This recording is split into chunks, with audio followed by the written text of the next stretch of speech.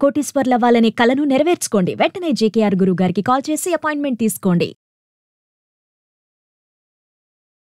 నమస్తే రమ్మగారు. నమస్తే జయ. రమ్మగారు, పెద్దవాళ్ళు ఒక మాట అంటుంటారు, ఎవరైనా కొంచెం ధైర్యం లేకపోయినా భయంగా ఉంటున్నా ఇడికని చిన్నప్పుడు పిరికి మందు నూరు పోసారా ఏంటి అని ఆ మాట వింటూ నేను కూడా విన్నాను. అసలు పిరికి మందు, పిరికితనానికి ఒక మందు ఉంటుందా? దాన్ని మళ్ళీ నూరు పోయటం ఏంటి? అదేమన్నా కషాయమా, ఆకుల? అసలు ఏంటండి? అదేమి మందు కాదు, మాట అంతే. ఎంత నీ వల్ల కాదు, నీ చేత కాదు, నువ్వేం చేయలేవు, చేస్తే ఏమైపోతుందో తెలుసా, అలా మాట్లాడగా ఏమవుతుంది, మెల్లిగా నూరటం అంటే ఏం చేయ, ఇట్లా అనేది కాదు కదా. ఇలా తీగ ఏమవుతుందంటే ఆ మాటల్లో ఉన్న స్వారస్యం అంతా వాడి బుర్రకి ఎక్కిపోతుంది అనమాట. పాతకాలంలో వాడి పిరికి ముందు నూరిపోయటం. నీ వల్ల కాదు, నువ్వు చేయలేవు, అనవసరంగా దిగపోక, పడిపోతావేమో, అలా మాట్లాడి నిజానికి సిచ్యువేషన్ వచ్చేసరికల్లా వాడికి ఇవన్నీ గుర్తొస్తుంటాయి. అసలు చేయలేరు. దాని మీద ఒక సరదా కథ ఉంది. ఈ పిరికితనానికి మందు అనుకుంటుంది. పిరికి మందు అంటే పిరికితనానికి మందు అని భావించిన ఒక కథ చెప్దాం. మంచి సరదాగా ఉంటుంది, చందమామ కథ. పూర్వం ఓ రాఘవాపురం అనే ఊళ్ళో ఓ కనకమ్మ, ఓ చలమయ్య, భార్య భర్త ఇద్దరున్నారు. అయితే ఆ చలమయ్య పాపం ఏదో వ్యాపారాలు చేసేవాడు, అవి చేసేవాడు, ఏదో పని చేసేవాడు, ఏమీ లాభించేది కాదు. ఎవరైనా కామంది దగ్గర పని చేస్తే అక్కడ ఏదో పని పశాంపుశాం అయ్యి వీడు తిట్లు తిని పనిపోతూ ఉండేది. ఎప్పటికప్పుడు తిండికి వెతుకులాటగా గొండాటనగానే ఉండేది. జీవితం గొండాటనగా ఉండకూడదు. ఎంతసేపు మనం ఏదో ఒకటి చేసామనుకో, అది అవతల వాళ్ళు తిట్టిపోస్తున్నారనుకో, ఏం చేస్తాము? ముందుకు వెళ్ళబుద్ధి కాదు. పైగా వాళ్ళ ఇంట్లో చెడిపోయిందని వీళ్ళింటికి వెళ్తే వరే వాళ్ళ ఇంట్లో లాగా చేయబోకరా అంటారు. ఏదో పని చెప్పి ఊరుకోకుండా, బాబోయ్ అది చెడగొట్టావు కనుక పగిలిపోతుందేమో, అలా మాట్లాడుతూ ఉంటే ఇక అసలు చెయ్యలేకపోతాను. ఈ కనకమ్మకి విసుగు పుట్టిపోయింది. 2-3 పిల్లలు ఉన్నారు, చేయలేకపోతున్నారు. ఏదో చిన్న కూలీకి వెళ్తే ఆ ఏ రోజు తిండి ఆ రోజే, కానీ రేపటి తిండికి ఇవాళ తెచ్చిపెట్టుకోవడం వాళ్ళ జీవితంలో లేదు. అలాంటి జీవితాలు ఇప్పటికీ ఉన్నాయి జయ భారతదేశంలో. ఏ రోజు పని ఆ రోజే, వాళ్ళ తిండికి సంపాదించుకోగలరు అంతే. ఈ పరిస్థితి ఉండేసరికల్లా ఈ చలమయ్య అన్నాడు, ఏమే నేను ఏదో ఒక పక్క ఊరు వెళ్ళి వ్యాపారం చేసి వస్తా, నువ్వేం చేస్తావంటే మన ఇంట్లో ఉన్నవి ముక్కుపుడక, ఆ చెవిదిద్దులు, సూత్రాలు ఇచ్చేసి, పిల్లలు మొలతాళ్ళు గిల్తాళ్ళు అవన్నీ అమ్మేసి ఒక 10 రూపాయలు పుచ్చుకుని, ఆ డబ్బు పుచ్చుకుని నేను పై ఊరు వెళ్ళి వ్యాపారం చేసి వస్తా. అప్పటిదాకా నువ్వు రోజు కూలో నాలో చేసుకుని కల్లో కొంచెం తాగి ఇంట్లో ఉండు అనేసరికల్లా ఆ అమ్మాయింది, ఓరిని దుంపదేగా, ఏదో ఒక రకంగా ఇద్దరం కలిసి పని చేసుకుంటూ ఉంటే ఒకరోజు అన్నం తినగలుగుతున్నాం కనీసం. నువ్వు ఇప్పుడు ఉన్నవన్నీ పట్టుకుపోయావనుకో, అక్కడ వ్యాపారంలో నష్టం వస్తే ఉన్నవి మనవి అన్నీ పోతాయి కదా, మొత్తం పోతుంది అని. ఇట్లా పనికిరాదు వ్యాపారాలు అవి, వాడెవడో ఫలానా వాడు వెళ్ళి చెడిపోయాడు, నీకు గుర్తులేదా, మీ బాబాయ్ మేనల్లుడు గుర్తులేదా, మీ బాబాయ్ వాళ్ళ బావమరిది కొడుకు ఇలాగే కదా ఊరెళ్ళి ఆ ఊళ్ళో అన్ని డబ్బులు పోగొట్టుకున్నాడు, అసలు వెళ్ళేటప్పుడే నీ దగ్గర డబ్బులు ఉన్నాయని తెలిసిందంటే ఎవరో వాళ్ళు లాక్కుని చక్క పోతారు అని అంటుంటే అన్నాడు, వస్తే ఇట్లా పిరికి మందు నూరిపోయికే నాకు, నువ్వు ఈ పిరికి మందు నూరిపోయటం మానేసి ఏదో ఒకటి ధైర్యంగా చేయాలి అనేసరికల్లా తలుపు టకటకా అని మోగేసరికి ఈ టైంలో ఎవరు వచ్చారు? చీకటి పడిపోయింది, రాత్రి 9 అయిపోయింది. ఈ టైంలో ఎవరు వస్తారు? అసలు 9 అంటే పల్లెటూళ్ళల్లో అర్ధరాత్రి 1 గంట అయినట్టు అంతే. సరే తలుపు తీశారు. తలుపు తీస్తే ఒక గూనిగా ఉన్న ఒక పిశాచం నుంచునుంది వాకిట్లో. హడిలిపోయారు వీళ్ళు.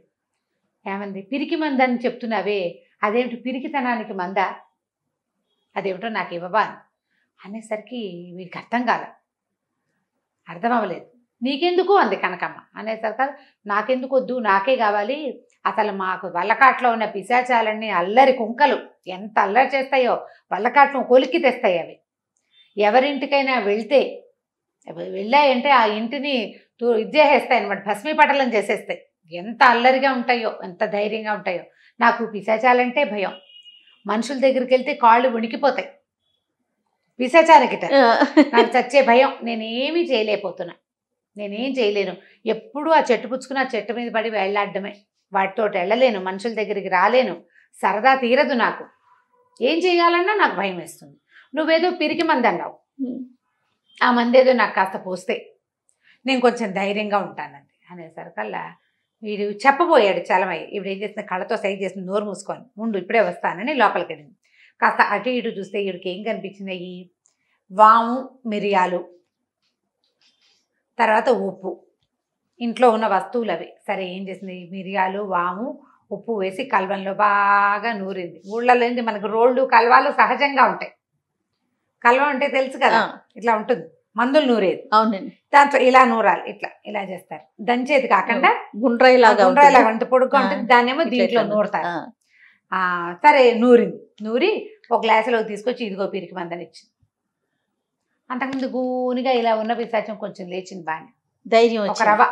మందు కదా, అదేలేండి, మందు వేసుకుంటే వచ్చేది ధైర్యం అని చెప్పాక ఈ మందు వేసుకున్నాక ఈ కనకమ్మ ఏం చెప్పిందంటే, అసలు ఈ మందుకి ఎంత శక్తి ఉందో తెలుసా, మా ముత్తాత వాళ్ళ తాత అంతకుముందు పల్లెటూళ్ళలో ఉండేవాడు.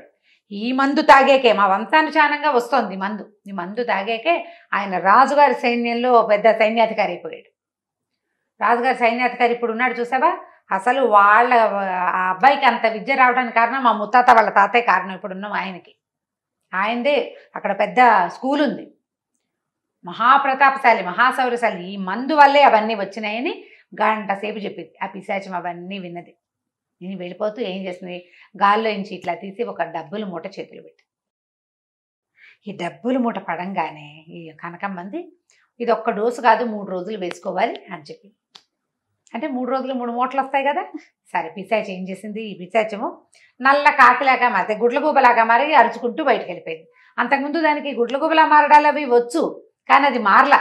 భయం, దానికి ధైర్యం వచ్చింది కదా. ఇప్పుడు ఫలానా ఈ మందు తాగడం వల్ల ఫలానా ఆయన ఎవరో సైన్యాధ్యక్షుడు అయిపోయాడు అంటే మనం కూడా అయిపోతాం. అంతకుముందు వంగిపోయి ఇట్లా ఉన్నది కొంచెం పర్వాలేదు, ఒక మాదిరిగా నుంచుట్టు ఉందన్నమాట. సరే 2వ రోజు వచ్చింది. వీళ్ళు ఏమనుకున్నారు, డబ్బుల మూట కొంచెం బరువుగానే ఉంది, బోల్ డబ్బులు అనుకున్నారు. మర్నాడు పొద్దున్న పప్పులు సామాన్లు తెచ్చేసుకుని మర్నాడు సాయంకాలం మళ్ళీ వచ్చింది గూని పిశాచం. అంత గూనిగా లేదు, కొంచెం గూనిగా ఉంది.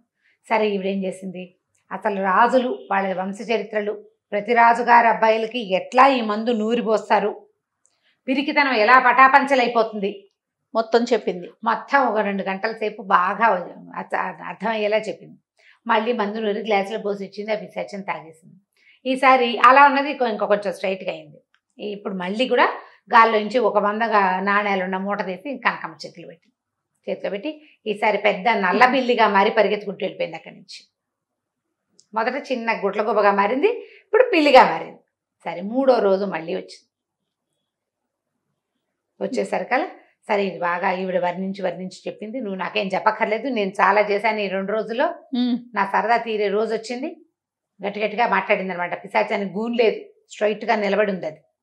సరే ఈవిడ మళ్ళీ మందు నూరింది, ఆ మందు చేతిలో పెడితే వెళ్తా అని వెళ్ళిపోబోతుంటే కనకమంది అదేంటి 2 రోజులు 2 మూటలు ఇచ్చావు, ఇవాళ మూట ఇవ్వవా అనగానే, నువ్వు నన్నే మూట అడుగుతావా, నీకు ఇంత శక్తి అని పెద్ద రాబందులాగా మారి ఇంత పొడుగున 4 జాపి గాల్లో ఇంచి తను ఆల్రెడీ వాళ్ళకి ఇచ్చిన 2 మూటలు లాగేసుకుని ఒకటే పరుగు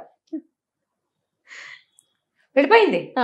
అక్కడి నుంచి ఈ రాబందు పెద్దగా కేకలు పెట్టడము, అరవటము, అది కీమ నడిచేసరికి చుట్టుపక్కల వెళ్ళే వాళ్ళంతా చేరిపోయారు. ఏంటి అని ఏదో కంగారు పుట్టింది.